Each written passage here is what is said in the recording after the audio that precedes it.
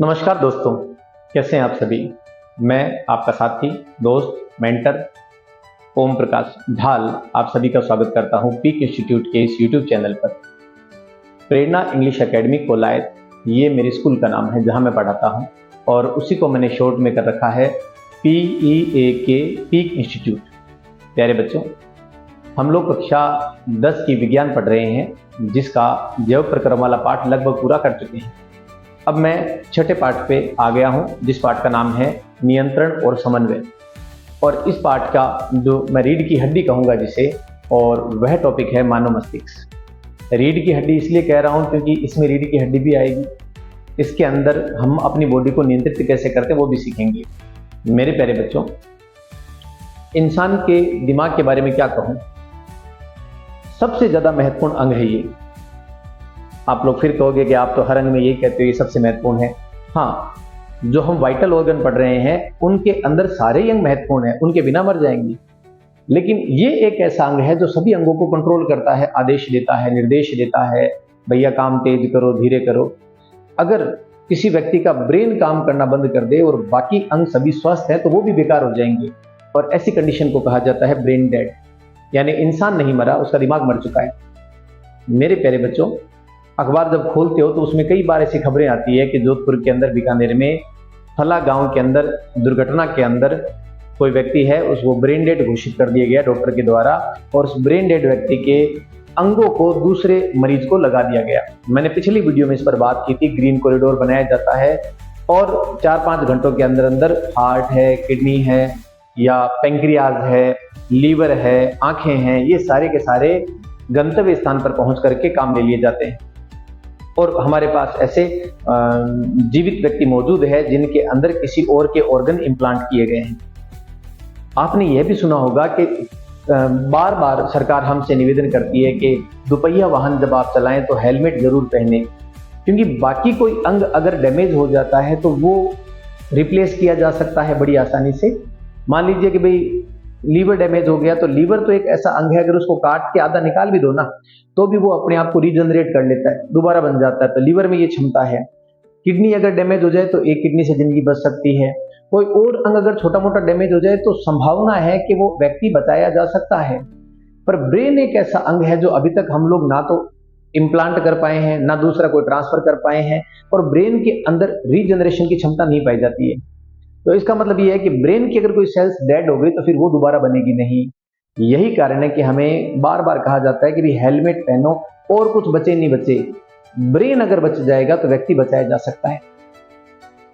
मुझे ध्यान में आ रहा है, राघव प्रकाश जी हिंदी के बहुत बड़े प्रकांड विद्वान हैं, बहुत अच्छे गुरु हैं, मैं उनको बहुत सम्मान देता हूं। मैं खुद हिंदी उनसे मैंने तैयारी की है। तो उन्होंने यूट्यूब वीडियो पढ़ाते हुए एक बार बड़ा अच्छा एग्जाम्पल दिया था कि भाई गुरु की महिमा बताई उन्होंने कहा कि टीचर का काम इस दुनिया में सबसे ऊपर क्यों माना जाता है, क्योंकि हम लोग और कुछ ट्रेन नहीं करते हैं, हम इंसान के दिमाग को ट्रेन करते हैं। हम लोग ट्रेनिंग देते हैं उस अंग को जो सबसे महत्वपूर्ण है। 6 फुट का आदमी, हट्टा कट्टा शरीर, एकदम चमक रहा है, तंदुरुस्त है, स्वस्थ है, कोई तकलीफ नहीं है, पर उसका दिमाग खराब है। उस व्यक्ति का दिमाग खराब है, वो गोबर खाने लग जाएगा, नालियों में पड़ा रहेगा, नहाएगा नहीं, गंदे कपड़ों में रहेगा। क्या ऐसे व्यक्ति के साथ कोई उठना बैठना चाहेगा? यानी इसीलिए टीचर का काम महत्वपूर्ण है कि वो दिमाग को तैयार करता है, और उस दिमाग से जो कच्चा घड़ा हमें मिला है, उस दिमाग को हम लोग डॉक्टर के शेप में, इंजीनियर के शेप में, उसको आगे जाकर के नेताओं के शेप में हम अलग अलग विभागों में भेजते हैं। तो इसी वजह से मस्तिष्क का काम बहुत ज़्यादा महत्वपूर्ण है। और मेरे प्यारे बच्चों, आज का जो वीडियो है ये मज़ेदार होने वाला है, आपको आनंद आएगा, आपको बहुत कुछ सीखने वाले हो। मैंने इधर जो क्वेश्चन लिख रखे हैं वो तो ठीक ही है। तो मैंने वीडियो की शुरुआत में कहा था कि आज हम इंसान का दिमाग पढ़ेंगे, तो इसका मतलब आप ये मत लगा लेना कि भाई मैं कोई जादू टोना सिखाऊंगा जिससे आप किसी के दिल में क्या चल रहा है, दिमाग में क्या चल रहा है वो पढ़ लोगे ना। वो पढ़ना मुझे भी नहीं आता है। हाँ, अभी गुजरे दिनों खूब चर्चा में आए थे बागेश्वर बाबा, जो कि कहते हैं कि भाई वो वहाँ बैठे बैठे ही बता देते हैं कि वो फला व्यक्ति आए हुआ है। तो इसको विज्ञान ये कहता है कि कोई चमत्कार नहीं है। आप किसी भी व्यक्ति के हाव भाव से, उसके आंखों के पलक झपकाने से, कल्पनाओं से आप ये अंदाजा लगा सकते हो कि इस वक्त ये व्यक्ति क्या सोच रहा है। तो आइए बिना देर किए मैं आपको वीडियो पे ले चलता हूं, और आज का हमारा वीडियो है मानव मस्तिष्क तंत्र मैंने बोर्ड की राइट साइड में मानव मस्तिष्क का अच्छा सा चित्र बनाया हुआ है। ये चित्र थोड़ा कॉम्प्लिकेटेड है, टाइम लगता है, मैंने पहले वीडियो में भी बता रखा है। भाई जी, बहुत ज़्यादा चित्रों की वजह से डिप्रेशन में आने की जरूरत नहीं है। आपके चित्र सुंदर भले ही नहीं हो, समझ में आने चाहिए, और नाम पूरे लिखना। तो आइए दोस्तों शुरू करते हैं मानव मस्तिष्क और उसके कार्य। देखिए, ये मैंने इंसान का दिमाग बनाया है। हमारा दिमाग आप सभी जानते हो कि सबसे ऊपर हमारी जो खोपड़ी है उसमें सुरक्षित रहता है। दिमाग को, क्योंकि बहुत नाजुक अंग है, ये बहुत ज्यादा सॉफ्ट है, उसको कवर करती है 8 क्रेनियल हड्डियां, कपाल खोपड़ी की हड्डियां कहते हैं उनको। वो 8 अलग अलग प्रकार की हड्डियां आपस में बहुत मजबूती से ज्वाइंट होती है, और मेरे प्यारे बच्चों, वो सभी हड्डियां इस ब्रेन को सुरक्षित रखती है। जब बच्चा पैदा होता है तब ये कपाल की जो हड्डियां हैं वो बहुत नरम होती है, लचीली होती है, और तभी वो बच्चे का जन्म आराम से हो पाता है। समय बीतने के साथ साथ कुछ उम्र जब आती है तो धीरे धीरे वो कपाल की हड्डियां मजबूत होती रहती है। इसीलिए कहते हैं कि कभी भी गुरुजनों से भी निवेदन है कि पहली बात तो मारपीट करनी नहीं चाहिए। बच्चे प्यार की भाषा समझते हैं, फिर भी सर पे कभी ना मारे, ये बहुत नाजुक अंग है। बच्चे कई बार खेल कूद में गिर जाते हैं तो सर का खास ध्यान रखें, क्योंकि आपने देखा होगा जो स्केटिंग करते हैं या साइकिल चलाते हैं वो भी हेलमेट पहनते हैं, ताकि और कोई अंग टूट फूट जाता है तो रिपेयर हो जाएगा। सर पे चोट परमानेंट हो जाती है, और जिस हिस्से पे लगेगी, अब हम पढ़ेंगे कि ब्रेन के किन किन हिस्सों से क्या क्या काम होते हैं। जो ब्रेन का हिस्सा डैमेज हो गया वो काम खराब हो जाएगा, वो काम नहीं कर पाओगे। तो ब्रेन की जो बाहर कपाल की खोपड़ी वाली जो हड्डियां हैं उनके नीचे भी एक पतली सी लेयर पाई जाती है। वो मेनिंजाइन जो लेयर है वो क्या करती है, खोपड़ी और दिमाग का आपस में घर्षण रोकती है, ताकि इन्फेक्शन ना हो, किसी और तरह की दिक्कतें ना हो। यदि उस लेयर में इन्फेक्शन हो जाता है तो उसको मेनिंजाइटिस कहते हैं। ये भी एक बीमारी है और उसमें भी व्यक्ति के जीवन का खतरा रहता है। मेरे प्यारे बच्चों, ये जो दिमाग है इसके प्रमुख भाग मैंने लिख रखे हैं, जैसे कि ये टेम्पोरल भाग है, ये फ्रंटल लोब है, ये सेरिब्रम है, ये पार्शियल लोब है, इसे ऑक्सीपिटल भाग कहा जाता है, और ये सेरिबलम है। आपको थोड़े बहुत नाम अंग्रेजी में याद करने पड़ेंगे, इनके हिंदी नाम और ज्यादा क्लिष्ट हो जाते हैं। आपकी किताब में जो कक्षा 10 तक की किताब है इसके अंदर मोटा मोटी ब्रेन के, दिमाग के 3 ही हिस्से बताए गए हैं। अग्र मस्तिष्क, जिसके अंदर आपका ये फ्रंटल, टेम्पोरल और कुछ हिस्सा सेरिब्रम का आ गया। मध्य मस्तिष्क, जिसके अंदर ये वाला भाग आ गया, और पश्च मस्तिष्क, जिसके अंदर कुछ भाग ऑक्सीपिटल का और कुछ अनुमस्तिष्क का आ गया है, और नीचे बाद में ये भी आपका मेडुला और पोंस भी शामिल है। तो आपकी कक्षा 10 की किताब में ब्रेन के 3 हिस्से किए हैं, अग्र मस्तिष्क, मध्य मस्तिष्क और पश्च मस्तिष्क। पर हाँ, आगे जब बड़ी कक्षा में जाओगे तो फिर आपको ये हिस्से भी सारे पढ़ने पड़ेंगे। तो आज का वीडियो कक्षा 12 के लिए भी महत्वपूर्ण है, कक्षा 10 के लिए भी महत्वपूर्ण है, और जो बच्चे नीट की तैयारी कर रहे हैं वो भी देख सकते हैं। चलिए मेरे प्यारे बच्चों, काम की बात करते हैं। मैंने सभी अंगों को अलग अलग रंगों में रंग दिया है ताकि आपको समझने में आसानी रहे। ये जो फ्रंटल लैब है हमारा, तो फ्रंटल लोब क्या काम करता है? समस्या समाधान का काम करता है, योजना बनाने का काम करता है। हमारा जैसा भी व्यक्तित्व है वो इसको निखारता है, और हम किसी भी प्रकार की हलचल को अनुभव कर पाते हैं। तो मुख्य रूप से आप कह सकते हो कि क्रिएटिव माइंड जो होते हैं उनका फ्रंटल लोब बड़ा महत्वपूर्ण और बड़ा विकसित होता है, और अगर ये हिस्सा डैमेज हो जाए तो ये काम हमारे प्रभावित होंगे। इसके जस्ट नीचे एक भाग है जिसका नाम है टेम्पोरल, और ये एकदम हमारे आंख के ऊपर की तरफ ही पाया जाता है। ये संवेदनाएं देने का काम करता है, सुनने का काम करता है, और जो भाषाएं हम सीखते हैं उसको रिकॉग्नाइज करता है। यानी किसी व्यक्ति का टेम्पोरल पार्ट अगर मजबूत है, विकसित है, तो वह कई तरह की भाषाएं जल्दी सीख लेता है। हमने ऐसे देखे हैं व्यक्ति जिन्हें 19 तरह की, 20 तरह की भाषाएं आती है, और आप जब किसी भी बड़े सरकारी नौकरी का फॉर्म भरते हो तो उससे पूछा जाता है कि आपको कौन कौन भाषाओं का ज्ञान है। तो हिंदी, अंग्रेजी और मातृभाषा, ये भाषा तो सभी बोलते हैं, पर कई लोग गॉड गिफ्टेड होते हैं। तो उनके पिताजी की नौकरी अगर गुजरात में रही तो गुजराती सीख लेते हैं, 2-3 साल बाद अगर महाराष्ट्र गए तो मराठी सीख लेते हैं, तो उनका वो हिस्सा बड़ा मजबूत हो जाता है। मेरे प्यारे बच्चों, ये सुनने का काम करता है और भाषा सुन के सीखी जाती है, तो इस तरीके से टेम्पोरल पार्ट ये काम करता है। अब वापस घूमता हूं मैं सेरिब्रम पर। ये बड़ा महत्वपूर्ण है और ये एक बड़ा हिस्सा है, दिमाग का काफी बड़ा हिस्सा ये कवर करता है सेरिब्रम। ये स्पर्श करना, कल्पना करना, पढ़ना और गणित। तो बहुत सारे बच्चे जो गणित से डरते हैं वो कहेंगे सर हमारा तो ये हिस्सा कमजोर है। अरे नहीं रे बाबा, प्रैक्टिस की कमी है। गणित केवल रोज पढ़ने की प्रैक्टिस करने का विषय है। गणित को हाथों से पढ़ा जाता है, न कि आंखों से।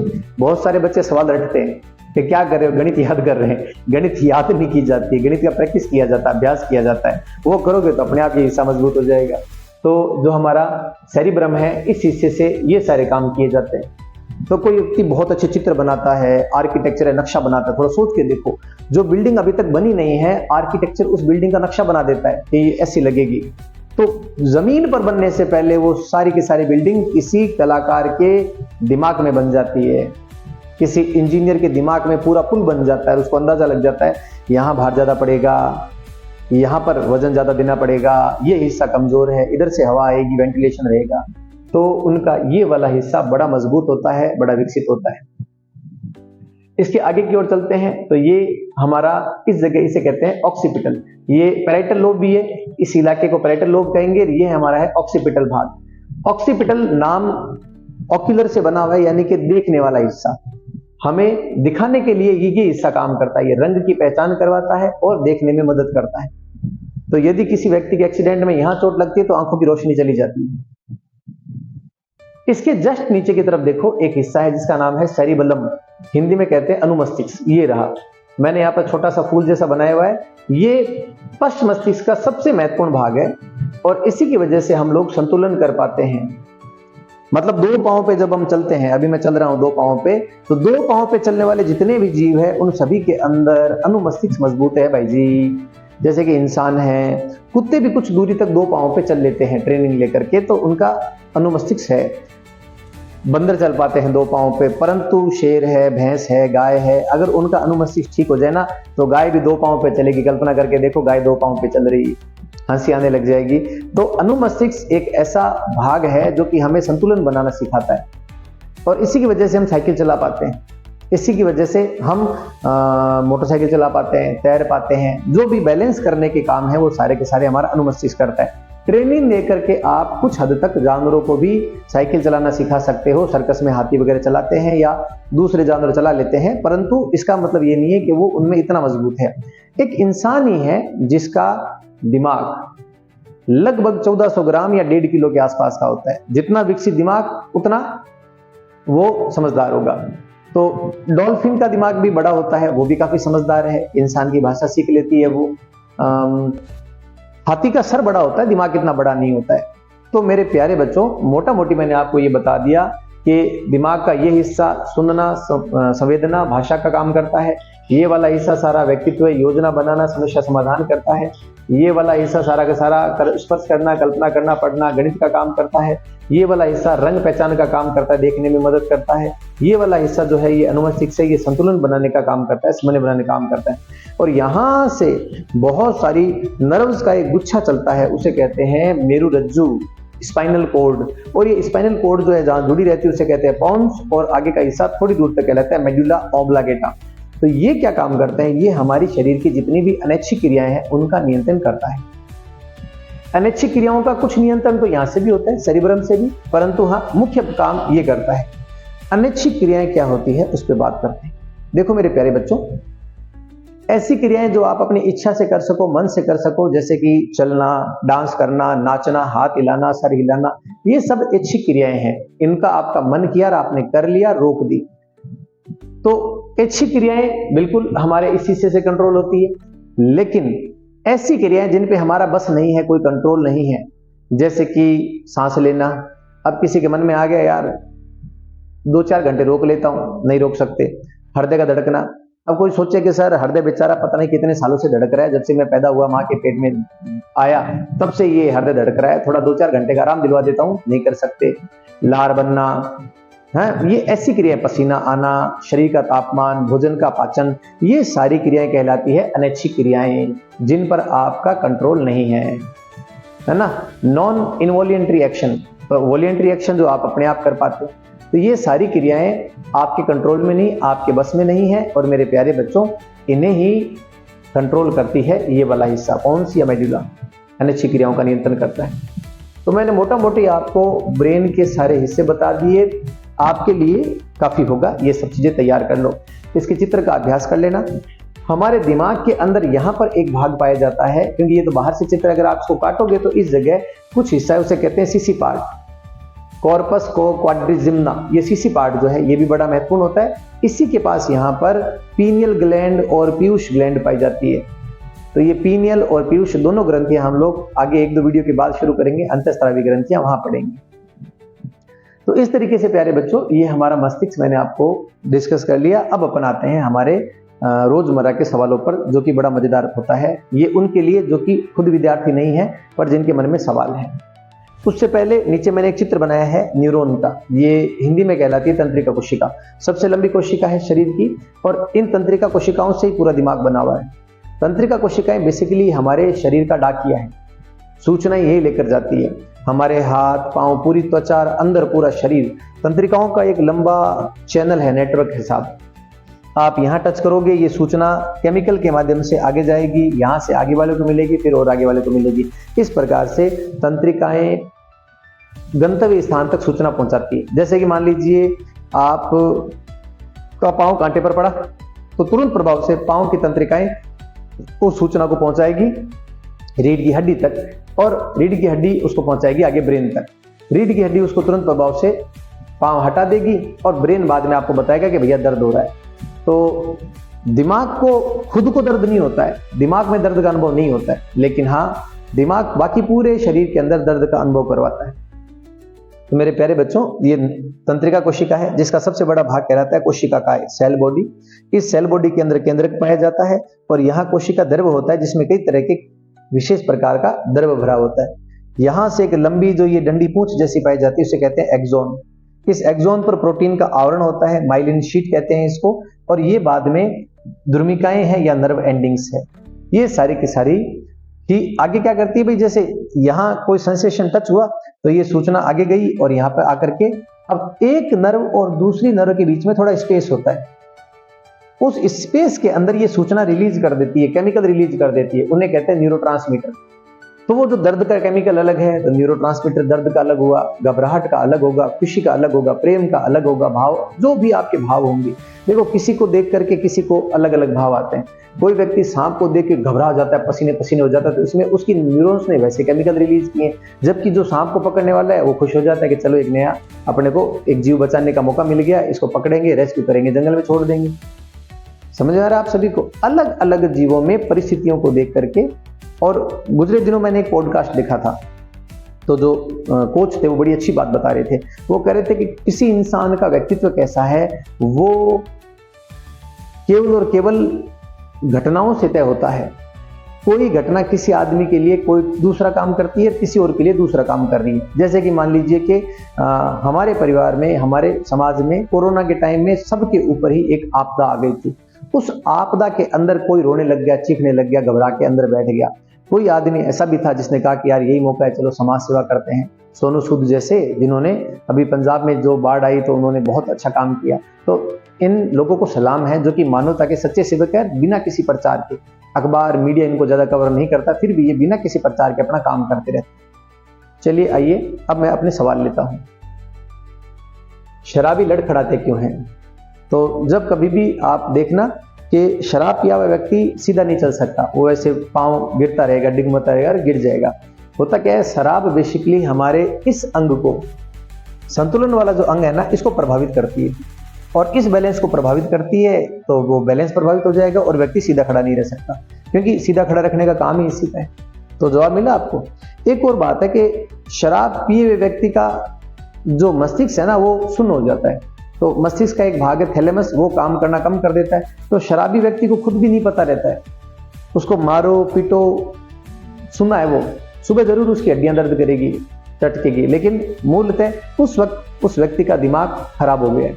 और इसीलिए कहते हैं शराब दिमाग करे खराब। उसे होश ही नहीं रहता कि माँ को क्या संबोधन देना है, गाली निकाल देगा। अच्छे भले व्यक्ति को पशु बना देती है शराब। इसलिए कृपया करके इनसे दूरी बना के रखें, नशीले पदार्थों से। अगला, लकवा कैसे हो जाता है? हाँ देखो मेरे प्यारे बच्चों, होता क्या है कि हमारे ब्रेन को भी हजारों महीन महीन ब्लड वेसल्स, रक्त की नलिकाएं रक्त की सप्लाई करती हैं, ऑक्सीजन की पूर्ति करती हैं। और जब इनको ऑक्सीजन मिल जाती है तो ये अपना काम करती रहती है। इनको ब्रेन को भी तो ऊर्जा चाहिए काम करने के लिए। यदि किसी ब्लड वेसल्स में कोई छेद बन जाए, प्रेशर की वजह से फट जाए, तो वहां पर ब्लड निकल जाता है और ब्लड का क्लॉट बन जाता है।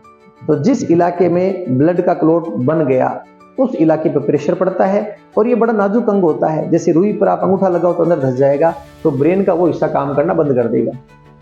तो ब्रेन का जो हिस्सा काम करना बंद कर देता है उसकी वजह से मान लो कई बार तो आधा अंग खराब हो जाता है, कई बार हाथ काम करने बंद कर देते हैं, कई बार पांव काम करने बंद कर देते हैं, कई बार जबड़ा एक तरफ खींचने लग जाता है। तो ये बेसिकली मूलतः क्या है, हाइपरटेंशन के बाद के लक्षण है। अगर किसी को लंबे समय से बीपी है, शुगर है, तो ऐसे व्यक्ति को थोड़ा खतरा रहता ही है। वो हमेशा साल में 1-2 बार अपने ब्लड की जांच, ब्रेन की जांच अच्छे से करवाएं। और ये बड़ी आपातकालीन स्थिति है बच्चों। हमारे कांग्रेस के कद्दावर नेता है नोखा से रामेश्वर जी रूडी, और वो पिछले 1.5 से 2 साल हो गए शायद, आज भी दिल्ली की मेदांता हॉस्पिटल में एडमिट है। बड़े स्वस्थ थे, दुबले पतले, कोई उनका वजन ज़्यादा नहीं था और भी कोई बीमारी नहीं थी किसी तरह की। सुबह रोज़ मॉर्निंग वॉक पे जाते थे, परंतु उसके बावजूद भी ब्रेन में ही हेमरेज हुआ और जिसकी वजह से आज भी देखिए वो सक्षम है, इलाज करवा पा रहे हैं। आम आदमी होता तो इतना लंबा हॉस्पिटल में रख भी नहीं पाता। तो पुनः लकवा कैसे हो जाता है, मूलतः हाइपरटेंशन की वजह से या ब्रेन पर कोई चोट लगने की वजह से कोई खास इलाका प्रभावित हो जाता है। जब वो इलाका प्रभावित हो जाता है तो उसके काम बंद हो जाते हैं और उसकी वजह से अंगों का मूवमेंट खराब हो जाता है। ठीक है बच्चों, चलिए आगे चलते हैं, अगला क्वेश्चन लेते हैं। एक ये भूलने की आदत क्या है? होता ही है अपन लोग, मैं भी ऐसा होता है कि घर से निकला हूँ कोई काम और बाइक की चाबी भूल गया या कहीं पर मोबाइल भूल गए। ऐसा हुआ है हमारे साथ में 1-2 बार, बस से उतरे अंदर बैग भूल गए। तो वैसे तो देखा जाए तो ये भूलने की आदत हम लोगों के लिए वरदान है। क्यों? क्योंकि हमारे साथ बहुत सारी अच्छी और बुरी घटनाएं होती है बच्चों। अगर हम लोग भूले नहीं ना तो आदमी मर जाए। देखिए पति पत्नी का जोड़ा है, दुर्घटना में या समय के अनुसार किसी की एक मृत्यु हो गई, तो दूसरा साथी जिंदा रहता है, भूल करके भूलना पड़ता है साहब। कुछ दिन बहुत याद आती हैं। एक माँ है, उसका बच्चा चला गया, बच्चों के माँ बाप चले गए छोटी अवस्था में, तो अगर ये भूले नहीं ना तो जिंदा भी नहीं रह पाए। तो भूलना हमारे लिए वरदान है, हम चीजें भूलते हैं। परंतु हाँ, तात्कालिक रूप से अभी 1 घंटे पहले कोई चीज रखी है वो कैसे भूले? तो मूलतः हमारे जो दिमाग है उसके ऊपर, जैसे अलमारी में आप कपड़े कैसे रखते हो उसी प्रकार से हम टास्क रखते रहते हैं। तो दिमाग के ऊपर जो अभी काम किया उसके ऊपर अगर 3-4 काम आ गए तो वो तीसरा काम हम लोगों को ढूंढने में टाइम लग जाता है। तो इसका एक ही तरीका है कि आप हर चीज की फिक्स जगह बनाओ। चाबी वहीं रखनी है, मोबाइल वहीं रखना है, घड़ी वहां रखनी है, कपड़े वहीं रखने हैं, जूते भी वहीं रखने हैं और अपना फिक्स पैटर्न रखो। सुबह उठूंगा सबसे पहले ब्रश यहाँ पड़ा होगा, ब्रश ये ब्रश करूंगा मैं। ये बच्चों के लिए खास तरह से कह रहा हूं मैं, अपनी कॉपियां यहाँ रखूंगा। मेरे विद्यालय में कई ऐसे बच्चे हैं जिन्होंने अपने बैग के पार्ट बना रखे हैं, सर इसमें हम किताबें रखते हैं, इसमें कॉपियां रखते हैं। यहाँ तक कि बच्चों ने अपनी कॉपियां पीरियड के अनुसार सेट कर रखी है। जो सबसे पहला पीरियड है वो सबसे ऊपर आती है और सबसे छठा पीरियड है वो सबसे नीचे आ रही है। तो उनको कहते हैं हिंदी की कॉपी निकालो, तीसरा पीरियड है तीसरी कॉपी में हाथ डाल के निकाल देते हैं। मैं कहता है इतनी जल्दी कैसे निकाली? वरना बहुत सारे बच्चे तो इतने अस्त व्यस्त होते, ढूंढते रहते हैं, सर मिल नहीं रही है, सब मिल नहीं रही है। कहते हैं बेटा बैग में ये ध्यान से देख। और बच्चों का क्या कहूँ, मैं खुद इतना लापरवाह हूँ, वो तो मेरी पत्नी से पूछो कि सामने पड़ी चीज दिखती नहीं है। तो दिमाग पढ़ाने वाला आदमी भी कई बार उलझा हुआ होता है। जब हम मल्टीटास्किंग नहीं होते, बहुत सारे काम एक साथ करने पड़ते हैं और जब हम वो नहीं कर पाते हैं तो उससे हमें भूलने की बीमारी हम कहते हैं। पर ये कोई बीमारी नहीं है, बड़ी सामान्य है। ओवर थिंकिंग ना करे, ज़्यादा ना सोचे, भविष्य के बारे में चिंता ना पाले, वो हमारे हाथ में है नहीं और जो बीत गया है उसको हम सुधार भी नहीं सकते हैं। हम केवल वर्तमान पे ध्यान दे सकते हैं। बाइपोलर डिसऑर्डर क्या है? इस पे बहुत ज़्यादा बात हुई नहीं है और गांव के लोग इससे ज़्यादा परिचित भी नहीं है, पर ये बड़ा अच्छा विषय है, कृपया थोड़ा ध्यान दीजिएगा इसमें। हमारे गाँव के अंदर, भाई शहरों में भी ऐसे लोग होते हैं जिनके मूड चेंज होते रहते हैं। मतलब महीने में कोई 1-2 दिन ऐसे आते हैं जिस दिन वो बहुत चिड़चिड़ करते हैं, बहुत ज़्यादा गुस्सा करते हैं। तब लगता है कि यार ये क्या आदमी पागल है क्या? और बाकी दिन बड़े आराम से रहते हैं, वो बड़े सामान्य रहते हैं। कुछ लोगों के अंदर ये साइकिल साल में 1-2 बार आता है। साल में 1-2 महीने वो बहुत ज़्यादा झगड़ा करते हैं, गुस्सा करते हैं, चिल्लाते हैं, बहुत ज़्यादा हाइपर एक्टिव रहते हैं, छोटी छोटी बातों पे चिल्लाने लग जाते हैं, बाहर गली में पड़ोसियों से झगड़ा कर लेते हैं। और जब वो नॉर्मल होते हैं तो इतने सीधे शांत रहते हैं, कि यार ये वो अंकल हो ही नहीं सकते जो पहले गुस्सा कर रहे थे। कई बार जब वो अग्रेशन में होते हैं तो वो पुलिस वालों से भी भिड़ जाते हैं, जा तेरी क्या औकात है देख लूंगा। तो सब हैरान होते हैं कि इनको डर नहीं लगता क्या। लेकिन जब वो नॉर्मल फेज में होते हैं तो वो बहुत ज्यादा उदास रहते हैं। बाईपोलर डिसऑर्डर एक प्रकार की समस्या है, और बाईपोलर का मतलब होता है दो पोल, ध्रुव, कभी गुस्सा, अग्रेशन, मीनिया, और कभी डिप्रेशन, उदासीनता। गांव में ऐसे लोग बहुत होते हैं जो उदास रहते हैं, फिर कभी अग्रेशन में आ जाते हैं। भैया ये कोई बहुत बड़ी बीमारी नहीं है, किसी भी अच्छे फिजिशियन से या मनोरोग डॉक्टर से इलाज लें, और इलाज अगर करवाया जाता है तो वो सही रहते हैं। वो अग्रेशन फेज में इतने अग्रेसिव नहीं होते कि झगड़ा करे, और वो उदास वाले फेज में इतने ज्यादा उदास नहीं होते कि वो बहुत ज्यादा उदास होते हैं, कई बार सुसाइड का मन में आने लग जाता है। तो मेरे ऐसे बहुत सारे मित्र हैं, लोग हैं, जानकार है। एक मेरा विद्यार्थी है जो कहता है सर मेरे को बुरे विचार आते हैं, मन करता है मर जाऊं मैं। तो भैया ये दिमाग है ना, ये अगर ये प्रॉब्लम में है तो प्रॉब्लम क्या है कि जैसे पेट दुख रहा है तो हम बता देते हैं मेरा पेट दुख रहा है, हमें दस्ते लग रही है तो हम बता देते हैं मुझे दस्ते लग रही है। पर मस्तिष्क में कोई प्रॉब्लम है तो हम डर जाते हैं कि किसी को कहूंगा तो लोग कहेंगे पागल है। अरे नहीं रे बाबा, हमारा दिमाग भी एक अंग है, और उस अंग में छोटी मोटी गड़बड़ी आती रहती है। डॉक्टर को चेक कराने से कोई शर्म की बात नहीं, इसमें कोई परहेज नहीं है। चलिए आगे चलते हैं। क्या सोते समय दिमाग सो जाता है ना? अगर वो सो जाता तो सपने कौन दिखाता? सपने देखते हो, सपने की ओपनिंग कभी याद नहीं रहती है, एंडिंग सी याद रहती है। जब आपको उठाते अरे मम्मी जगा दिया मेरे को, बस सपना पूरा होने वाला था। सपने कभी वो वैसे तो आपके सपने वो पूरे होंगे, लेकिन सपने में आप अचानक से गेट खोलते हो, क्लासरूम निकल आता है, वापस निकलोगे तो घर का मैदान आ जाता है। तो बड़े मजेदार सपने होते हैं। क्या दिमाग की चोट ठीक हो जाती है? नहीं साहब, दिमाग की चोट ठीक नहीं हो पाती है, क्योंकि दिमाग के अंदर कोशिकाओं में रीजनरेशन करने की क्षमता नहीं होती। ब्रेन ट्यूमर क्या होता है? प्यारे बच्चों,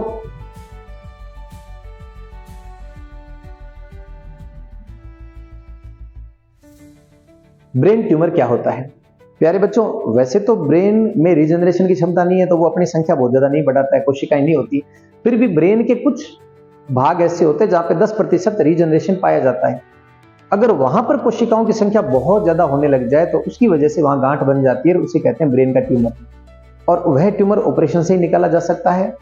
बड़े बड़े डॉक्टर बैठे हुए हैं, उनको हम कहते हैं न्यूरोलॉजिस्ट, और वो जो न्यूरोसर्जन है वो ब्रेन का ऑपरेशन करते हैं, वो ट्यूमर निकाल देते हैं, वापस सब ठीक हो जाता है, जीवन नॉर्मल हो जाता है। हाँ, ऑपरेशन बड़ा कॉम्प्लिकेटेड होता है, क्योंकि दिमाग की महीन नसें हैं, एक भी इधर की इधर हो गई तो पता नहीं कौन सा काम प्रभावित हो जाएगा। लेकिन फिर भी मैं सलाम करता हूं हमारी डॉक्टर कम्युनिटी को, जो कि दिन रात मेहनत करती है, इतनी किताबें पढ़ती है, और उन्हीं की वजह से आज हमारा जीवन औसत आयु बढ़ी है। जीवन हमारे बहुत सारे ऐसे लोग होंगे जो जिनका एक्सीडेंट हुआ, ब्रेन पे चोट लगी, और डॉक्टर की वजह से वो वापस स्वस्थ हो पाए, हमारे बीच बैठे हैं, घूम रहे फिरते हैं।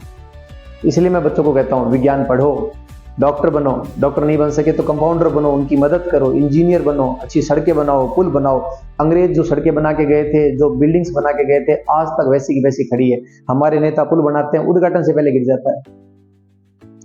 मिर्गी क्या होती है? हाँ, एपिलेप्सी या मिर्गी। अभी जल्दी ही इस पे वरुण धवन और क्या नाम है, श्रीदेवी की बेटी जो अभी इन दिनों काफी पॉपुलर है, मुझे नाम ध्यान नहीं आ रहा है, उनकी एक मूवी आ रही है जिसमें एपिलेप्सी पर मूवी बनी है। तो मैं धन्यवाद दूंगा उनको, हाँ जानवी कपूर, मैं धन्यवाद दूंगा कि वो मूवी बना रहे हैं इस पे, और वो कलाकार अच्छे हैं, उसको जीवंत करके दिखा देंगे बच्चों। मिर्गी आना कोई बहुत बड़ी समस्या नहीं है। ब्रेन की वायरिंग में कोई मिस्टेक होती है जिसकी वजह से एक साथ हजारों इंपल्स छोड़े जाते हैं और व्यक्ति गिर जाता है, हाथ पांव कांपने लग जाते हैं, वाइब्रेशन मोड में आ जाता है, और जिसकी वजह से 5 या 7 मिनट तक का ये दौरा रहता है, फिर वो धीरे धीरे नॉर्मल हो जाता है। लेकिन उसके बाद उसका शरीर टूटता है, बुखार आता है, थकान आती है, और लोगों की नज़रों में जो शर्मिंदगी आती है ना, वो ज़्यादा दुखदायी होती है। मेरे पढ़ाने के दौरान भी ऐसा हो रखा है। एक कक्षा के अंदर एक बच्चे को अचानक से बड़ी तेज मिर्गी आ गई, मुंह से झाग निकलने लग गए, कांपने लग गए, बच्चे सारे डर गए। मैंने उनको बताया, मैं दूर दूर खड़े हो जाओ आराम से। उस बच्चे को आराम से लेटा दिया, उसके ऊपर के 2-3 बटन खोल दिए। क्यों? क्योंकि वो गला ऐसे टेढ़ा होता है तो कहीं दम नहीं घुट जाए। बटन खोल दे, आराम से लेटा दे, उसका वेट करें जब तक मिर्गी उसकी नॉर्मल नहीं हो जाए। फिर जब मिर्गी नॉर्मल हो तो उसको हवा वगैरह, पानी वगैरह भाई आने दे, पानी वानी पिलाएं, उसको आराम करवाएं और उसको रेस्ट करवाएं। 2 दिन रेस्ट करेगा, तीसरे दिन ठीक हो जाएगा। और बच्चों को बताएं कि ये कोई छूत की बीमारी नहीं है। और ना वो उसमें कोई दौरे आए हैं। हाँ, ये भी मुझे बात करनी थी आप लोगों से। हमारे गाँव के अंदर ऐसा देखा गया कि छोटे बच्चे हैं, वो बचपन से भी घर परिवार में देख रहे हैं, अचानक शादी ब्याह के अंदर एक औरत चीखती है, चिल्लाती है, हम लोग कहते हैं माता आ गई, माता आ गई, माता आ गई, और सब उसको कहते हैं ए माँ, ए माँ, ए माँ। बच्चों, ये बिल्कुल गलत है, ऐसा नहीं होता है। ईश्वर बहुत शक्तिशाली है, ईश्वर है, विज्ञान मानता है, लेकिन वो किसी की मानव के शरीर में आ जाए, हमारा शरीर उसको झेल भी नहीं पाएगा। अंदर कोई देवता नहीं आते हैं। हाँ, अंधविश्वास जरूर हमने इसको बना दिया है, और छोटे बच्चों में ये फिर वो जैसे वो बड़े होते हैं तो उनको वो याददाश्त रहती है और वो भी खतरा या परेशानी आने पे वैसा बिहेव करते हैं। गांव में ये समस्याएं ज़्यादा हैं, शहरों में ऐसी समस्याएं कम है या होती नहीं है। तो मेरा आप सभी से निवेदन है कि अपने बच्चों को विज्ञान पढ़ाएं। विज्ञान जब वो पढ़ेंगे तो उनको पता लगेगा कि हमारा दिमाग एक मशीन की तरह ही है, उसको अच्छी चीज़ें दो, अच्छी चीज़ों की ट्रेनिंग दोगे, वो स्वस्थ रहेगा। अगर उनको आप गलत चीज़ें दिखाओगे, बच्चों को बड़ा शौक होता है भूतों की बात करने का, जब भी 3 लोग दिन में बैठ के भी भूतों की बात करेंगे, अरे नहीं रे बाबा, इनके बारे में आप ज़्यादा बातें मत करो। पहली बात तो ये होती नहीं है, और जो जिनके बारे में ज़्यादा सोचता है उसको फिर अंधेरे में वैसा लगता है कि वही खड़ा है, जबकि वो होता ही नहीं है। मुन्ना भाई MBBS एक मूवी है संजय दत्त की, उसके अंदर उनको महात्मा गांधी दिखने लग जाते हैं, जबकि महात्मा गांधी वहाँ होते नहीं है। तो उसमें अच्छे से बताया हुआ है कि हमारे ब्रेन की जो ट्यूनिंग है, हमें जब किसी की कल्पना ज़्यादा करते हैं तो हमें लगता है वो खड़ा है। तो जिस व्यक्ति को ये कल्पना हो रही है उसको लगता है कि बस माता जी आ गए हैं, भैरू जी आ गए हैं, पितरजी आ गए हैं, या मान लीजिए कि उस किसी व्यक्ति को दिख रहा है कि वो भूत दिख रहा है, भूत दिख रहा है, कल गुजरे थे आज दिख रहा है, क्योंकि उसके बारे में वो कल्पना ज्यादा कर रहा है, बाकियों को नहीं दिखता है। हम कहते हैं उसका गण मजबूत है, गण बोलते हैं, वास्तव में उसका दिमाग मजबूत है। जिसका दिल और दिमाग मजबूत है वो आदमी एवरेस्ट भी चढ़ सकता है, और जिसका दिल दिमाग कमजोर है वो घर की छत भी नहीं चढ़ पाएगा। तो अंत में मैं आप सभी से ये कहना चाहूंगा कि हमारे शरीर का सबसे महत्वपूर्ण भाग है दिमाग, ये ब्रेन। 6 फुट का हट्टा कट्टा आदमी, अगर उसका दिमाग खराब है तो वो गोबर खाएगा, कचरा खाएगा, दूसरे लोगों के पीछे पत्थर फेंकेगा, झगड़ा करते फिरेगा। लेकिन अगर उसका दिमाग स्वस्थ है, चाहे वो दुबला पतला है, तो वो देश पे राज करेगा। जैसे कि महात्मा गांधी, जैसे कि लाल बहादुर शास्त्री, जैसे कि अब्दुल कलाम आजाद। ये बहुत हट्टे कट्टे नहीं थे, सभी दुबले पतले थे, बावजूद उसके इन्होंने दुनिया पर राज किया। आज के लिए विदा लेता हूं, अगले चैनल में अगले वीडियो में फिर मिलेंगे। धन्यवाद।